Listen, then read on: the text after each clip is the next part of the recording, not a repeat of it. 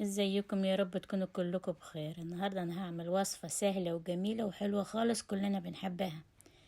ملوخية ورز بالشعرية. صايمة وما كلتيش ملوخية من زمان علشان ما فيش شوربة، لا هتعمليها احلى بكتير من اللي باللحمة. شايفة لونها غير طعمها خطيرة. دي ملوخية فريزن بس كأنها فريش. شايفة لونها اخضر وجميلة. رز بالشعرية مع طبق سلطة والمخلل بتاعها. تعالوا نشوف الطريقة مع بعض. انا هعمل الرز. حلة البوتاجاز، هنزل بالزيت، هضيف الشعرية،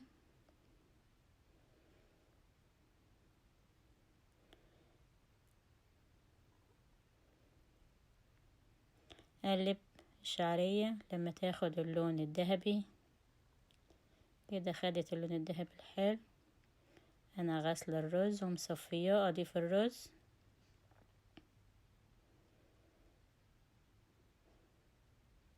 اقلب لما الرز يتغلب بالزيت علشان يبقى مفلفل وجميل. اضيف الملح على حسب الاحتياج. في الوقت ده انا بحضر مية بتغلي.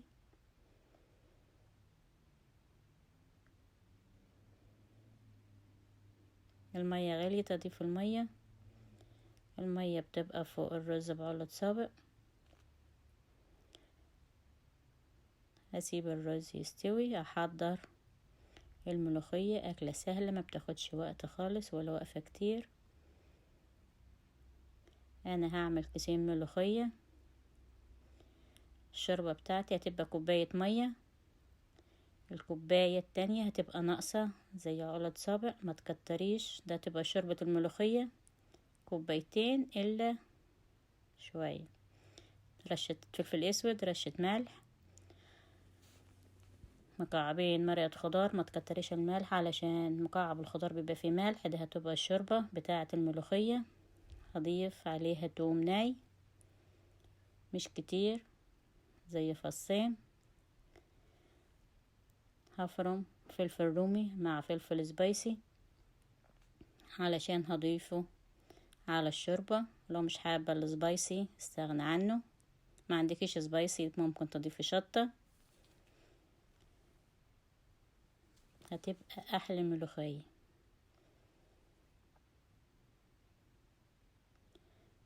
هفرمها كده اتفرمت. هنزل بيها على الشوربة اللي هعملها للملوخية. ارفعها على البوتاجاز تغلي كده. هي غليت. انزل بكيسين الملوخية.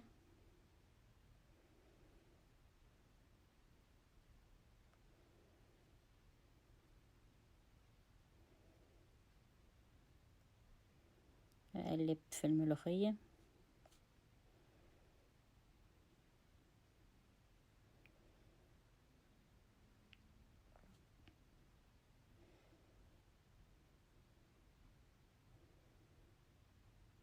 هتاكلي احلى ملوخية. الملوخية دي بيبقى طعمها جميل.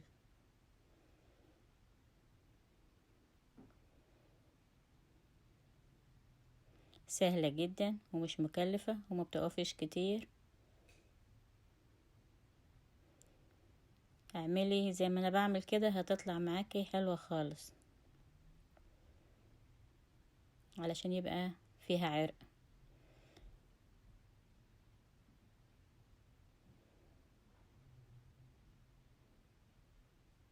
الملوخية كده غليت.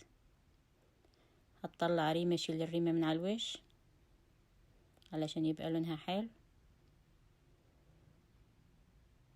هحضر الطشة بتاعة الملوخية. دي زبدة سيومي او نباتية. الزبدة تسيح انزل بالثوم.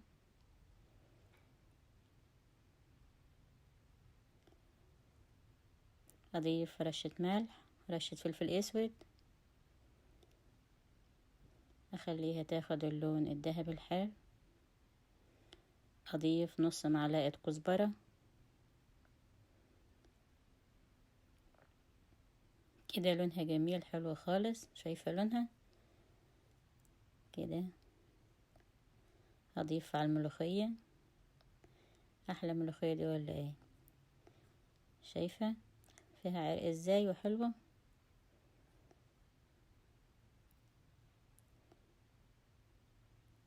ملوخية جميلة جدا. شايفة الجمال. الف هنا وصحة. وان عجبك الفيديو لايك وشير. شايفة الجمال. عظمة. احلى اكل ملوكي، من احلى الاكلات اللي بنحبها. اشوفكم في فيديو جديد.